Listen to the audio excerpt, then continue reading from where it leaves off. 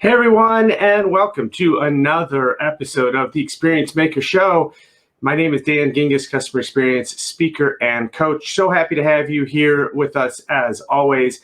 Don't forget to leave comments in whatever platform you are on right now, Facebook, LinkedIn, or Twitter. Leave comments, questions for me or for our guest today, and we'll be happy to answer them live on the show.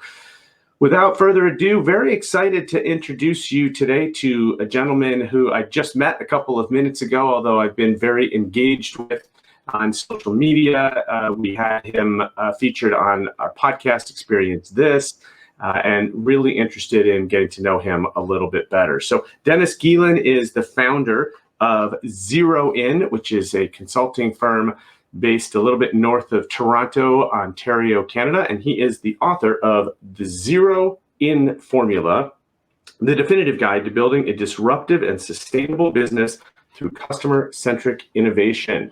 Dennis, welcome to the show. Hey, thanks so much for having me. Great to be here.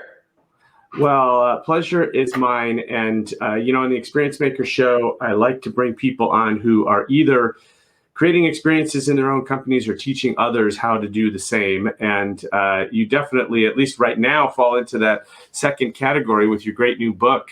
Tell us a little bit about your background and kind of how did you get into this whole CX thing?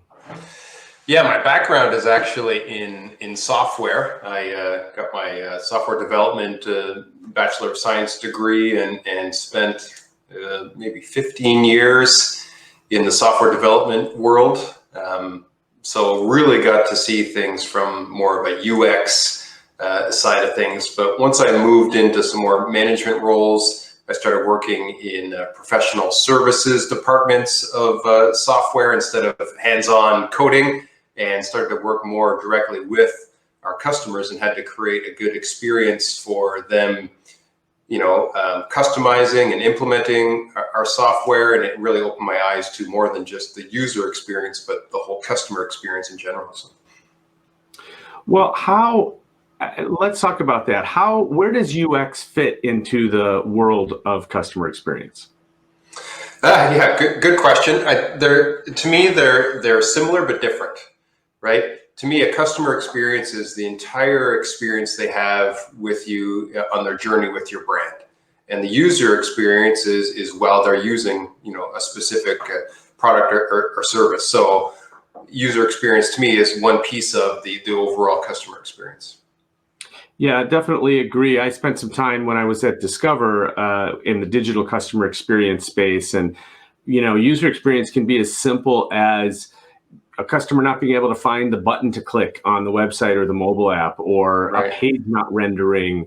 It's seemingly small stuff. And yet when it adds up, this is why people bounce off of web pages, right? If your page isn't working, I'm going to a different page.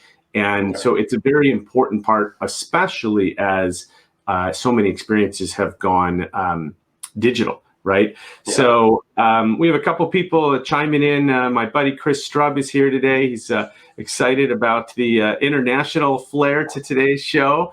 Always happy to have a Canadian with us. And yeah, I love, I think it's really interesting too that you come from the software background, Dennis.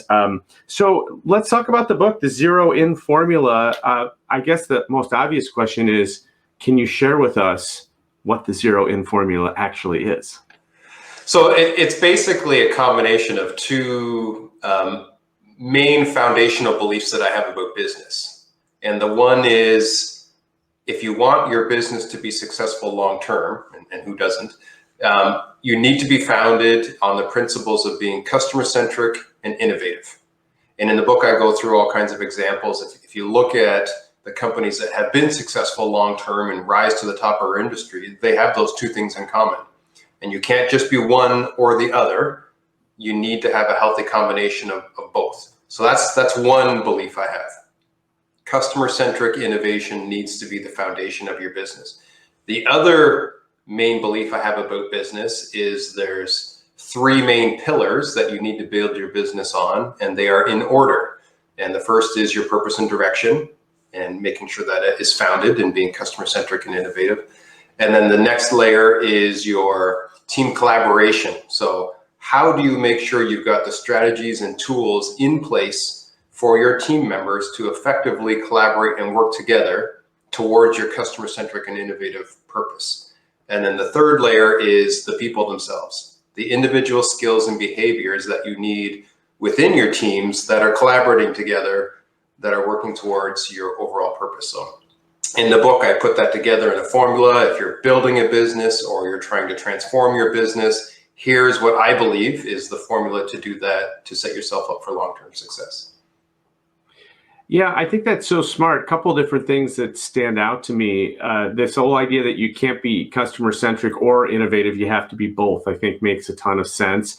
But also bringing in the employees. I always say that one of the cool things about customer experience and why it can be a differentiator is that it is almost always delivered by your employees, and your employees by definition are unique. No one else has your employees. Mm-hmm. And so it is a way to stand out and be different from others. So I love how you bring the employee aspect into it, because, without our employees who are buying into what we are doing and without them having a great employee experience, it's awfully difficult to ask them to deliver a great customer experience for our customers.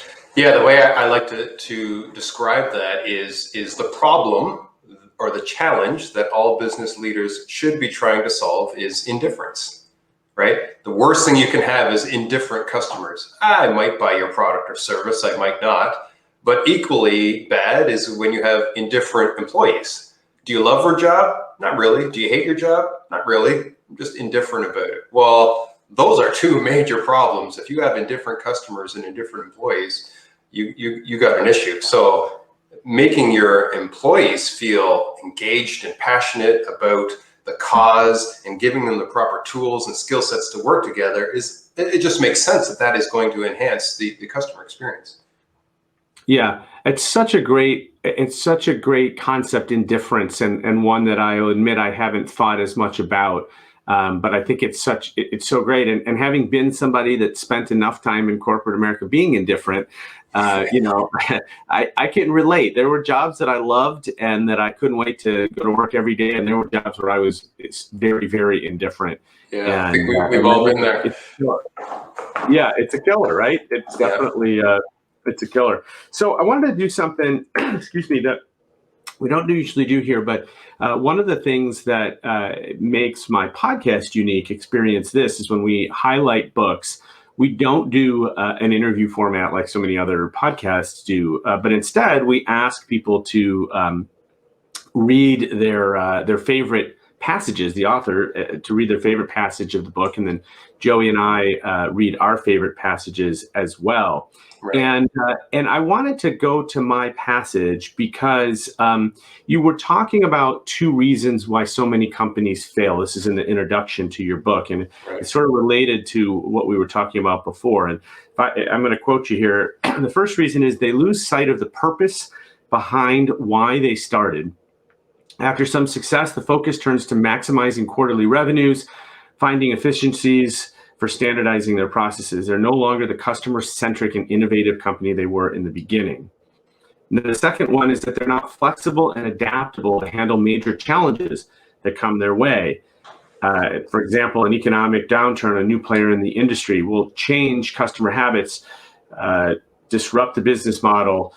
Sorry, my transcription from this podcast was not terrific. But they're too rigid or stubborn to adapt, and customers end up leaving. I think that's fascinating. I want to focus on that second one because obviously last year and still a little bit into 2021 was all about adapting and having to do things differently by necessity. What do you think? How much clarity do you think companies came into in that second piece last year when changing and adapting was an absolute necessity?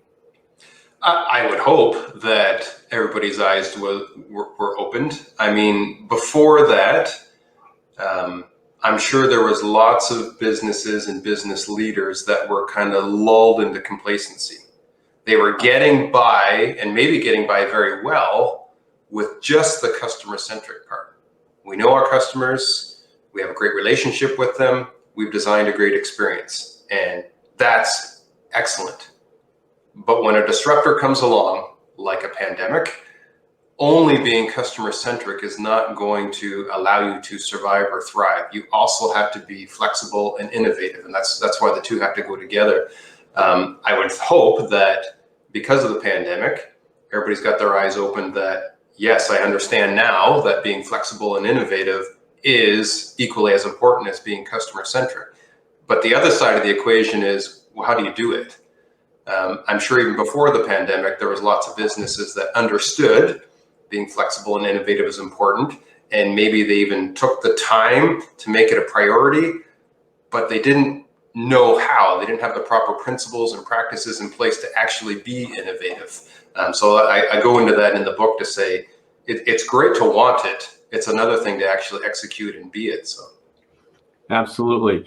Yeah, it makes total sense. And I think a lot of the innovation that happened in 2020, it was not only to get through a pandemic, but it's going to be pandemic proof. It's going to be things that stick with us after this is all over, because it is a better experience. Yeah. And things like curbside pickup and other changes that were made to the overall experience, I believe are going to continue. So yeah.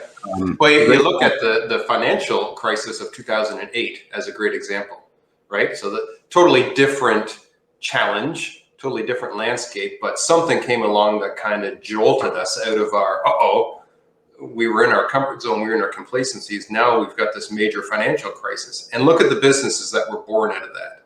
That's when Uber came along and Airbnb and different ways of serving the same customers. It just took a financial crisis to, it's that old saying, necessity is the mother of invention. Right? Yeah. It took that to go, well, there's a different and better way of doing this. And I agree completely with what you're saying. The pandemic in 2020 is probably going to be the breeding ground for a bunch of new billion-dollar businesses 5 years from now, because we were jolted out of this way of, well, this is the way we've always done it. Right? Yeah, definitely true. I want to welcome some other viewers to the show. Thule, great to see you. We got to get you on here, Thule, as a guest as well. And I think Thule and Chris and I were at a conference all together. I seem to remember some dinner we were at a ways back, and we're looking forward to doing that again. And Alan, welcome as well. We got to get Alan on the show too. Alan wants to know, do you have any metrics to help measure employee experience impact on customer experience? That is a tough question. But hey, Dennis, that's why you're in the hot seat. So I'll hand it to you first. I don't think I have any metrics at my disposal. I'd probably have to do some searches on that. To me, it just makes sense. But yeah, it'd be great to be able to say, hey, here's some studies that have been done. Here's where employee satisfaction is higher, or where people feel more empowered or more engaged. And here's the metrics that show the customer experience is better as well. But I don't have any in my back pocket. So. Yeah, I'm going to take that one away and bring it back in another episode. Maybe when I have you on, Alan, we'll talk about it. But I definitely think somebody's had to have researched that. Yeah. I've seen research that connects CX to the bottom line. There's a great analysis that was done by Watermark Consulting that looked at the top and bottom brands in the Forrester Customer Experience Index and how they performed in the stock market over 11 plus years. And it's remarkable. The leaders in CX crush the market. The laggards are way behind the market. And most importantly, the leaders outperform the laggards by 3 times. Right. I'm sure that same connection exists between employee satisfaction and production and efficiency and customer experience. But we'll try to find that. So it is a great question. I know some of the research and some of the analysis I've seen around employee experience is more around motivation, right? How do extrinsic versus intrinsic motivators play a role in innovation? And with a lot of the experiments and research that have been done, it shows that the typical extrinsic motivators, like I'll give you a raise, I'll give you more vacation, I'll give you a bonus, I'll give you a promotion, if you can come up with better ideas, doesn't work, because our brains just don't function that way. Extrinsic motivators work really well for repetitive, redundant tasks. Hey, if you can do that same thing more times in a day, I'll give you a raise, no problem. But to come up with a creative idea or an innovative solution, it takes intrinsic motivators. And that's where you really have to hone in on the employee experience. How do you design a culture that makes your employees really love coming to work each day and work on passion projects? And there's all kinds of different things around that, which in turn should create a better customer experience. Yeah, definitely agree with that. And thank you, Alan, for the question. We'll figure this out, and we'll definitely. It is a good question. We'll come back to it. I want to talk about another a quote from your book that we also shared on the podcast, because I loved this one. And you're talking here about getting to know your customers and how to become customer-centric. It says, if after collecting data, surveying, and talking to your customers, you're still not able to understand the emotions they feel and subsequently empathize with them, I highly suggest you put yourself in their shoes. There is credence to the old sayings, do not judge a man until you walk a mile in his shoes, and do unto others as you would have them do unto you. Ultimately, if you're able to know exactly what your customers are feeling that causes them to want or need your product or services, how it makes them feel when your product or services provide the value they need, how it feels when your products or services do not provide the value they require, then you are now set up to do something about it and serve them in the way you would want to be served. The best way to understand how your customers feel is to experience and feel the same things yourself. Dennis, I know you probably don't know this, but whenever I'm asked by interviewers, what's one tip you could give to people in terms of customer experience? My tip is always become a customer of your own company, for that exact same reason, that the only way you can truly understand what it's like is to become one yourself. But let's dig a little bit deeper into that quote. I love that. What are some ways that companies can get into their customers' shoes, either literally or figuratively? So literally, if it's possible, yes, become a customer. And this was something that really the light bulb went off for me back in my software days. I was working for a software development company. It was quite large, and we had some major corporations across North America using our software. But from the R&D point of view, we were always scratching our heads when they would put in these feature requests and functionality requests. We're like, why are they asking for that? That's not even how the software works. That's not even how we designed it. That's not, until we actually deployed the software internally. We had become large enough that we needed our own software, and we started using it. And then it was no longer, oh, that's a great idea. We didn't realize that the way we designed it was not actually the way that people were using it and what made sense and what was intuitive. Once we became a customer of our own product, completely different route to our R&D at that point. It was, where are the biggest challenges when we're using it? And what would make more sense? And how does this actually work? So if you can, yes, use your own product or service. Not always possible, depending on what industry you're in and what your product or service is. So can you use your competitors? That's another way. How does it feel when you're using a similar product or service?